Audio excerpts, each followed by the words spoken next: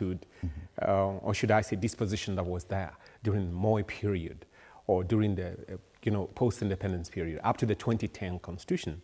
And probably let's give it to His Excellency the late Kibaki. He was able to at least rein in that greed for power, and he was able then to exemplify that this is what you do. The instrumentality of state power is supposed to machinate economic, social change that is positive. What we have now is a use of the instrumentality of state power to machinate and cause and precipitate negative social change. You have broken families because breadwinners are going back home without anything in their pocket. That has been orchestrated by the policies that he's executing. So for him to wield that power like a dictator before, and I should remind him about Marcos.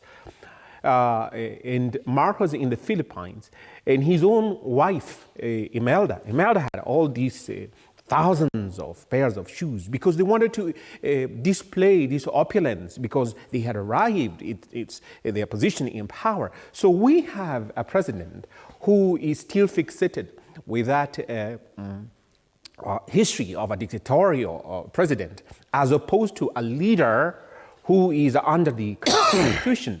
Now, when you now want to assert that power for him, what does he do? He sends the feelers, or whatever, the emissaries that he has, bring over the delegation. None of these people have offered, none of them have offered that, look, we will show up in the State House on such and such a day, and therefore host us, and therefore please prearrange for us, each of us, to get, a donation or whatever, token fee of 10,000. No, none of them are doing it. What he's saying and what he was saying, and he's quoted verbatim, and not putting any words in his mouth, is that, look, you come over to State House and you will be entertained. Kibaki told everybody, including his own village people, that don't show up in State House for tea. This is a place that we meet as leaders, but not to have tea parties. Now, coming even to the issue, probably you didn't give me the opportunity to speak to that issue of the houses. Come on, Mr. President, these are not your houses. These are not yours to dish out and saying that I'm going to give you 10%, 2%, or even 1%, or even 1 unit. Has he read, and is he getting the advice of the Honorable Attorney General under Article 67(1) of the Constitution? Article 67(1) of the Constitution establishes the National Land Commission.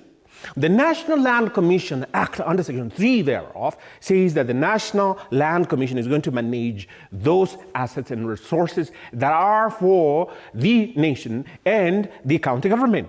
So he is violating the Constitution. He is violating the law. And then he tells our team, the footballers, the soccer players, that each one of you will have a 3-bedroom house if you win this tournament. Then he shifts and changes like a chameleon. And I say that no thief shows up on your door and tells you, I'm about to steal from you. And at 3 a.m., I will rob you. No murderer shows up with a knife or a gun and tells you, you see this weapon? I'm about to use it, unleash it against you to kill you and murder you. Same with him. He is of that predisposition. A thief comes only but to steal, to kill, and to destroy. And I heard my good friend say, you know about the Bible? That's John chapter 10, verse 10. So he's displaying all that. And he's coming with his policy, the instrumentality of the state. So the people out there are the victims, as it were, of his largesse. They will not refuse, because the economic scenario, the economic situation facing every average Kenyan person, other than they who are steeped in corruption, is of dire need. And therefore, if he offers, you show up, you'll get 10,000, who will refuse? So he's inverting the psychology. And this is someone who is so given to gaslighting the Kenyan people. He was telling us that we have demons that are floating all of us when we criticize him. See, because he doesn't want to be criticized. He wants to wield that power as a dictator. You don't have that power. And let me repeat for him. Article 73 of the Constitution tells you, you are supposed to be governed by the leadership and the integrity values that I espouse there. You are not being a leader, Mr. President, with all due respect to you. And the problem is that you give him some positive comment and he takes it as negative criticism.